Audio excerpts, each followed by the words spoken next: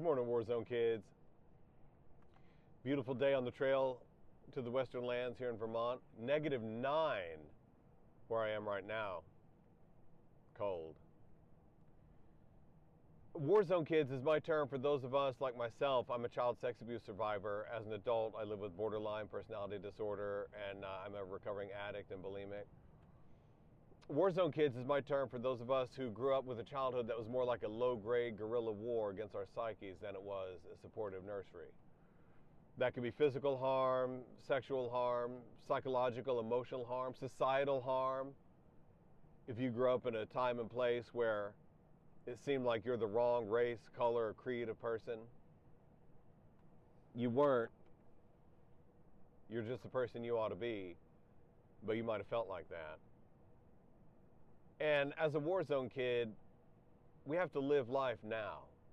That's my task. That's why I see life as a journey toward the Western lands, a place of peace and wholeness where I learn and become what I am. This is kind of part 2 of a video about Sappho stones. Sappho's a Greek poet, a woman from the Isle of Lesbos, the original lesbian poet. And we have only really fragments of many of her poems, and there's one that stuck in my mind for a long time since I was a kid. If you're squeamish, don't turn over the rocks. And think about that. Think about the stones, Sappho stones, as things in your mind that you don't want to think about. Because underneath those stones, you're afraid, are dirty, smelly bugs and slime and ooze. My experience as a child sex abuse survivor, as a Warzone kid, is that peace and wholeness for me comes from not being squeamish about those stones in my mind. Whenever I notice that there's something in my mind that I'm staying away from because I'm afraid of it,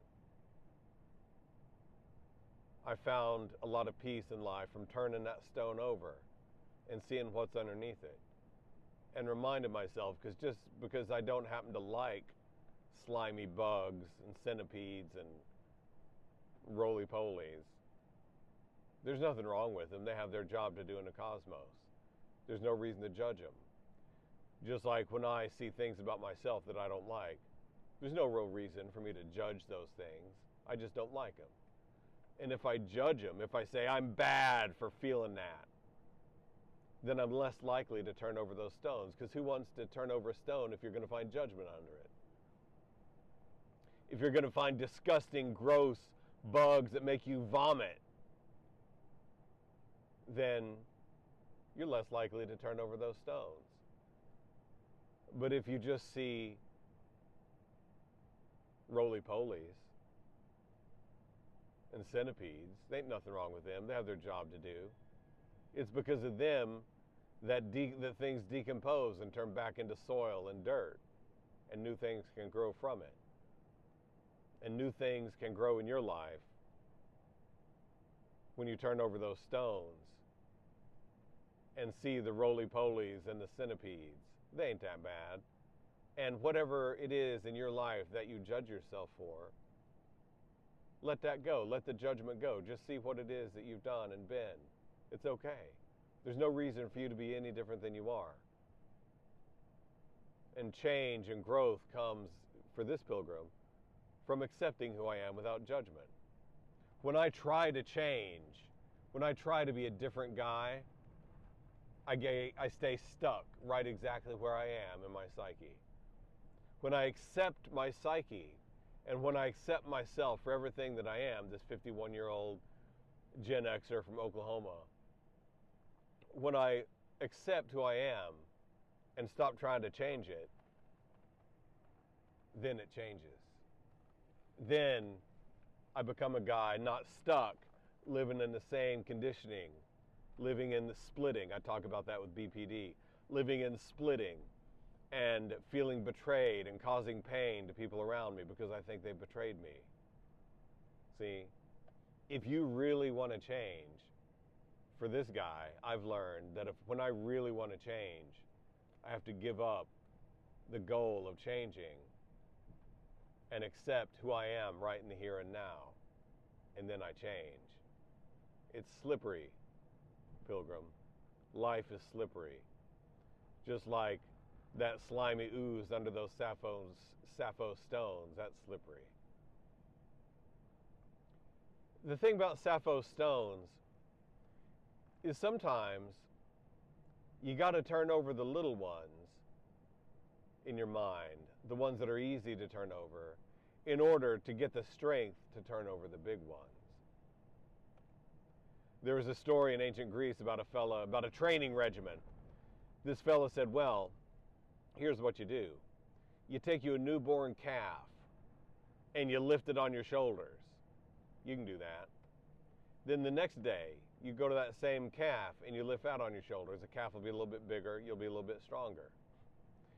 And by the way, pilgrims, this has been tried by people and it doesn't work. The idea is that you lift that calf every day, and eventually you'll be lifting a bull on your shoulders, because you lift that calf every day and you get a little bit stronger every day, and that calf gets a little bit bigger every day. Now, in real life, that doesn't work, but I'll tell you this guy's experience is that as a metaphor, it works. If you turn over the small Sappho stones, then you get the conditioning in your mind to turn over ones that are a little bit bigger. The little Sappho stones, a small Sappho stones, is like the time you yelled at your kids for hiding your car keys when you just put them in your other pocket. But you went tearing around the house. Where are my car keys? If I've told you once, I told you 1,000 times. I'm going to whoop the far out of you if you don't give me them car keys right here and now. Well, the car keys are just in your pocket, right? But you don't want to admit that because you just made a fool of yourself yelling at your kids. So you tell yourself, well, they didn't do that, they did something else. I yell at them anyway.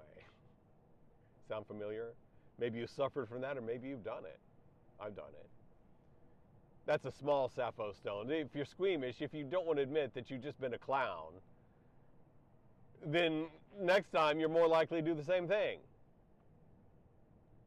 But if I've learned that when I can't find my car keys, it's because I put them somewhere I shouldn't have put them, I still feel the impulse to yell because I'm frustrated and I want to yell at somebody. Where's a dog I could kick? I don't really kick dogs, but sometimes I want to.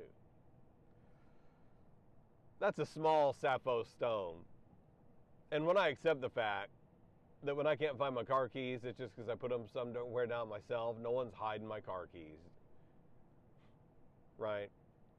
When I turn over that Sappho stone and see that's just me being a clown, that's all right. I have a right to be a clown. I'm a human being. I am frequently a buffoonish clown.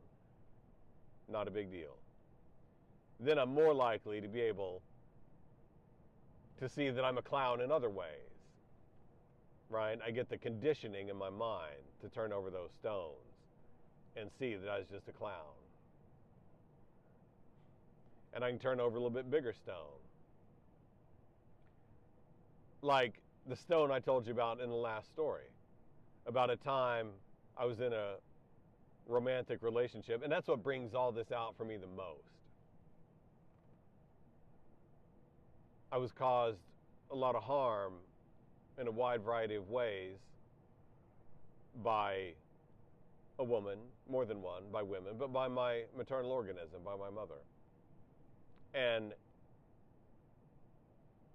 because of that fact, as an adult, it's romantic relationships with women that have the most spark and life in them for me, but also are the most likely to make me go bananas and act like a buffoonish clown and feel like I've been betrayed. That's this guy talking.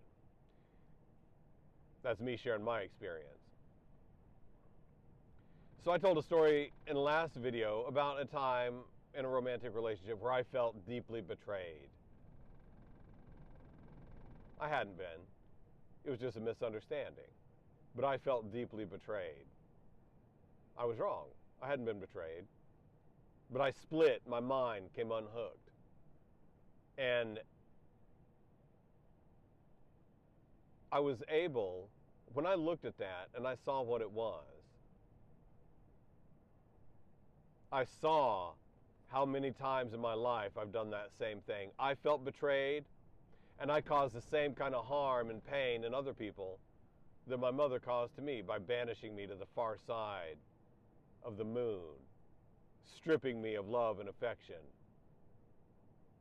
There's a story psychologists tell, I don't even know if it's true, but I read a story of an experiment where little monkeys, the kind that psychologists used to love to torment in experiments, these little monkeys had a desperate craving to be with their mother. Even when they had a little monkey mother, a little model of a monkey, like a stuffed monkey, and these monkeys would crawl up on its lap, and it would dispense a monkey cookie or something like that. They didn't care about that. They wanted their mother's love.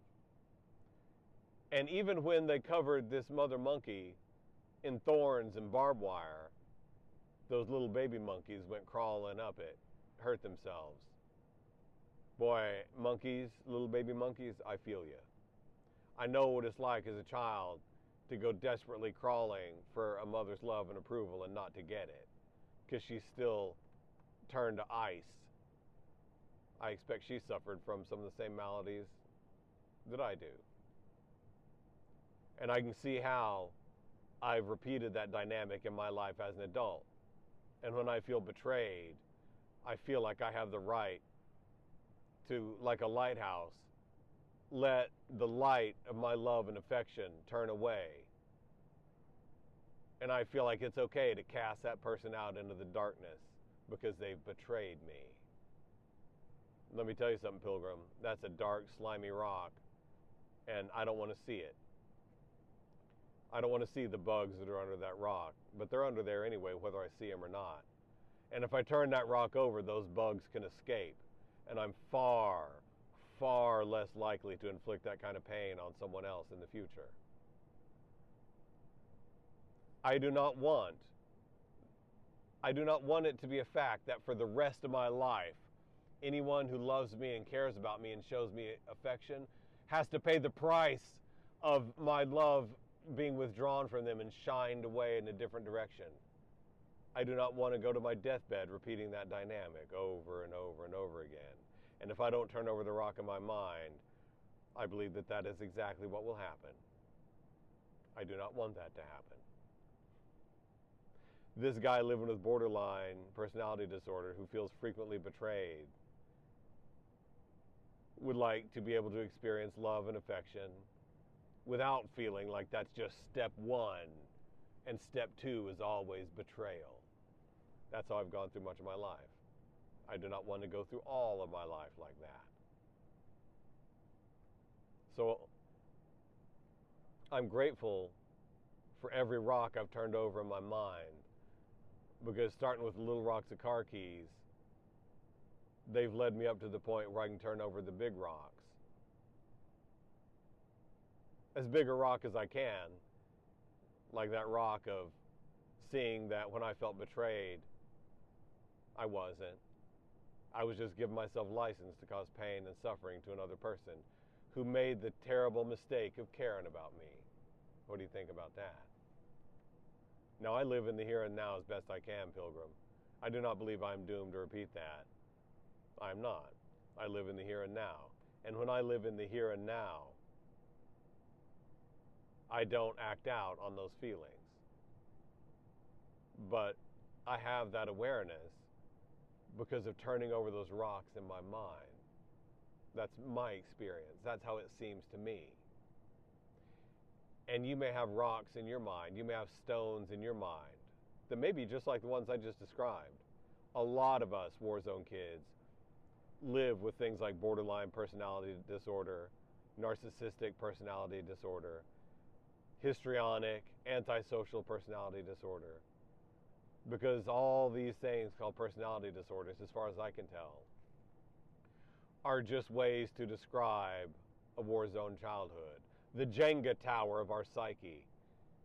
Jenga tower is how I think of our soul, our psyche. We start off in life with a solid Jenga tower, and then as a Warzone kid, all the harm, abuse, and neglect we experienced was like pulling those blocks out and putting them on top. And by the time we reach adulthood, that Jenga tower is tall and rickety, right? And it falls down. Well, if you got borderline or narcissistic personality disorder or antisocial personality disorder or any of them, as far as I can tell, that's just a name for the shape of our Jenga towers. That's okay. Your Jenga tower is whatever shape it's in. And for this guy, the way out, the way to the Western lands, a place of peace and wholeness, is learning to accept your Jenga tower for what it is so that you can put it back together again. And you can. Peace and wholeness is possible. But as far as I can tell, only by accepting what the reality of your life is like. Only by turning over those stones in my mind can I get them out of the way so I don't trip over them the rest of my life. I'm going to bring this to part 2 to a conclusion. Next one will be part 3, and I'll give you that here in a few minutes, Pilgrim. It's a beautiful day on the trail. Daylight's burning.